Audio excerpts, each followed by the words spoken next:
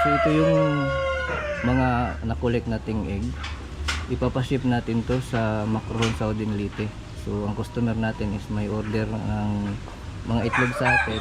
So nakumpleto na natin yung order niya, kaya ipapaship na natin. So ang order pala niya mga idol is meron tayong 20 pieces na Red Queen.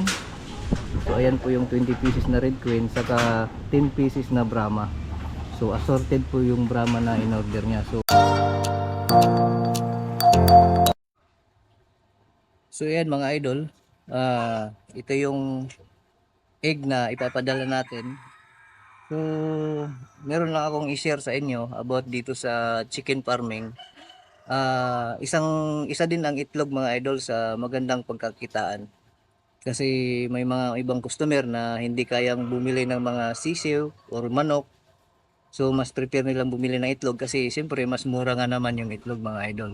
So isa yan sa magandang source of income natin pag nagpa-farming tayo, yung mga itlog. So maraming namang paraan na kumita yung farming natin, chicken farming natin. Mula sa itlog, sa de-old, so hanggang sa breeders is nagbebenta tayo niyan. So yan lang po yung mga example kung ano po yung mga income na ma-generate natin pag nag-chicken farming tayo mga idol. So yun lang, ang advantage lang sa mga de-old to breeders is talagang nasa mga 90% na mabuhay na sila kasi live na yan mga idol. Ang disadvantage naman ng itlog is malaki ang rest. So malaki ang rest ng egg. So wala naman tayong magagawa din kung customer natin is talagang gusto maka-avail ng mga linyada natin, gusto makakuha ng quality ng mga linya natin at nagre-rest siya sa egg. So yun talaga lang naman yung kaya niya. So pagbibigyan natin mga idol. Pero yun na nga is ang egg is napaka-rest po yan. Kasi syempre mas maganda kung ikaw mismo yung mag-pick up dito sa farm at maingatan mo papunta kung saan man yung location nyo. Pero kung malayo kayo, pa LBC natin is talagang mataas yung risk niyan kasi possible yan ma-damage or worst scenario mabasag pa yan during shipping mga idol. So kami dito ginagawa naman din namin ang lahat yung mga para ma-secure yung egg, pero yun nga hindi pa rin natin control yung handling ng magsi-ship no, handling ni LBC mga idol.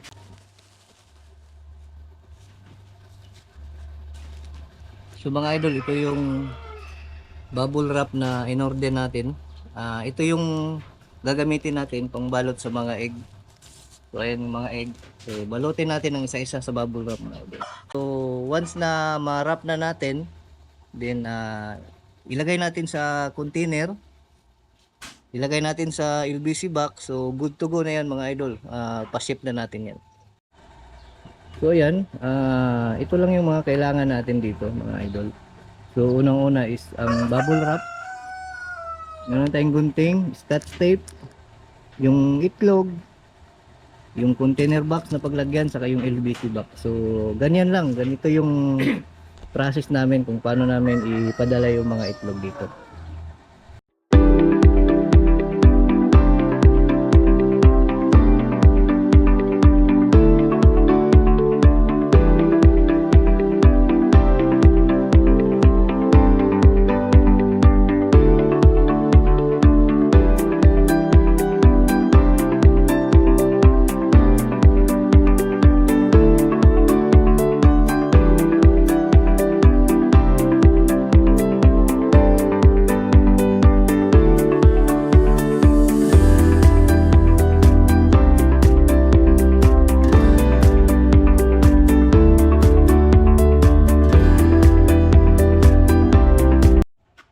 So ayan, natapos na tayo sa ating mga pagbalot ng bubble wrap sa ating mga itlog.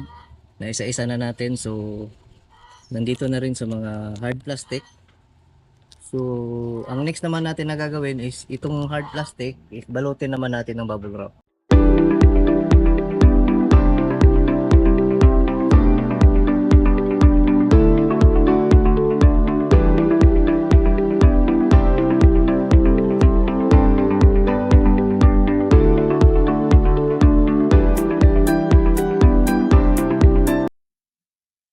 So ganyan mga idol, ito na yung box final natin. So LBC box, nabalot na natin yung egg isa-isa sa loob, then yung container niya binalot na rin natin ng bubble wrap. Then itong box naman na to is nalagay na natin sa LBC. So ito na lang ang kulang yan mga idol. So ganyan. So secure natin to, then proceed na tayo sa LBC. So alright mga idol, ito na yung box natin. So ngayon is punta na tayo ng LBC. Papadala na natin to mga idol.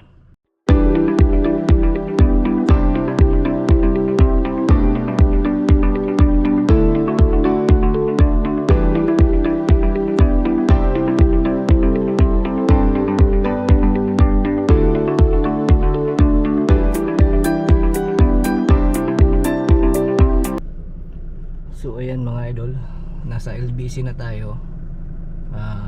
Itong ating box is pasok tayo sa loob para ma-process natin yung pagpapadala natin mga idol.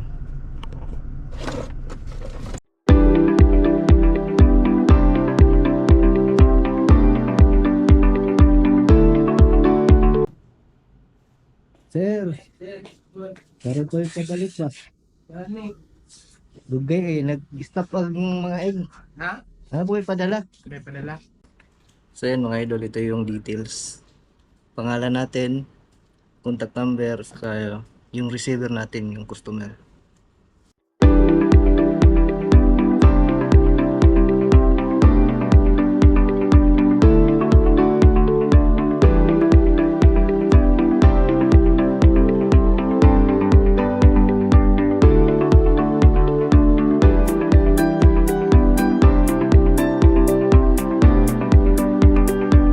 Ayan mga idol,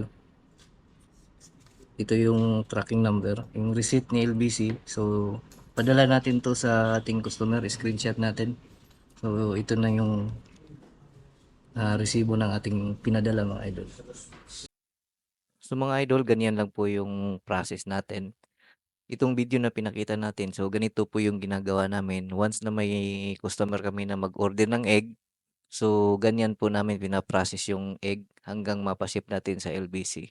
So yan po, available po yung fertilized egg natin kung gusto niyo makakuha ng mga linyada namin. Available yung mga egg, nagsiship tayo nationwide via LBC. Sa live chicken naman mga idol is meron tayong mga shipper.